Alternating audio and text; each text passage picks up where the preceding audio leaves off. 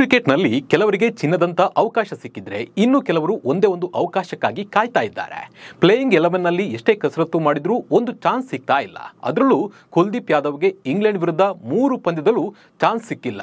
ಇವರ ಜೊತೆ ಅರ್ಶ್ದೀಪ್ ಸಿಂಗ್ ಕೂಡ 11ರ ಬಳಗದಲ್ಲಿ ಆಡೋದಕ್ಕೆ ಇವರಿಗೆ ಚಾನ್ಸ್ ಸಿಗ್ತಾ ಇಲ್ಲ.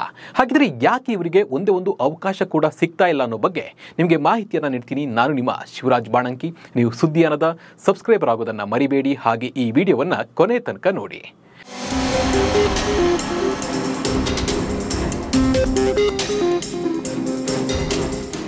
ಇಂಗ್ಲೆಂಡ್ ವಿರುದ್ಧದ ಟೆಸ್ಟ್ ಪಂದ್ಯದಲ್ಲಿ ಟೀಂ ಇಂಡಿಯಾ ಭರ್ಜರಿ ಪ್ರದರ್ಶನವನ್ನು ನೀಡ್ತಾ ಇದೆ.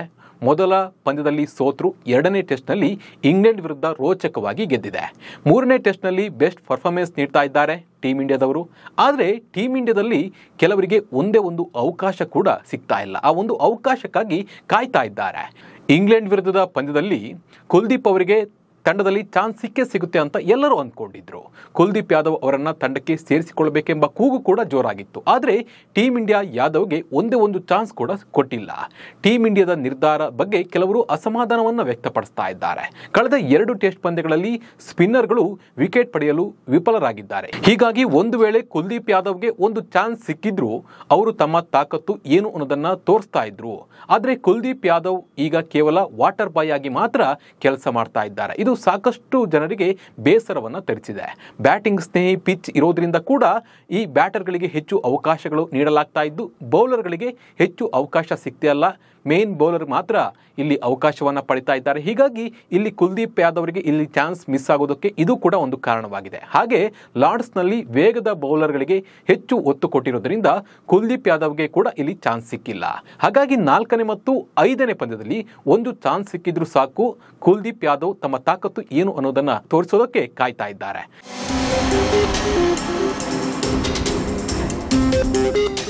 ಇನ್ನು ಅರ್ಶ್ದೀಪ್ ಸಿಂಗ್ ಕೂಡ ಟೀಂ ಇಂಡಿಯಾದಲ್ಲಿ ಒಂದೇ ಒಂದು ಚಾನ್ಸ್ಗಾಗಿ ಕಾಯ್ತಾ ಇದ್ದಾರೆ. ಎಡಗೈ ವೇಗಿಯಾಗಿರೋದ್ರಿಂದ ಅರ್ಶ್ದೀಪ್ ಸಿಂಗ್ ಅವರನ್ನ ತಂಡಕ್ಕೆ ಸೇರಿಸಿಕೊಳ್ಬೇಕು.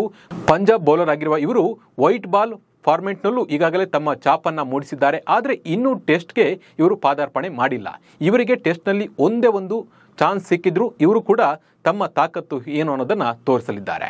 ಹೀಗಾಗಿ ಮುಂದಿನ 2 ಪಂದ್ಯದಲ್ಲಿ ಒಂದು ಚಾನ್ಸ್ ಸಿಕ್ಕಿದ್ರು ಇವರು ಉತ್ತಮ ಪ್ರದರ್ಶನ ನೀಡುವ ನಿರೀಕ್ಷೆ ಇದೆ.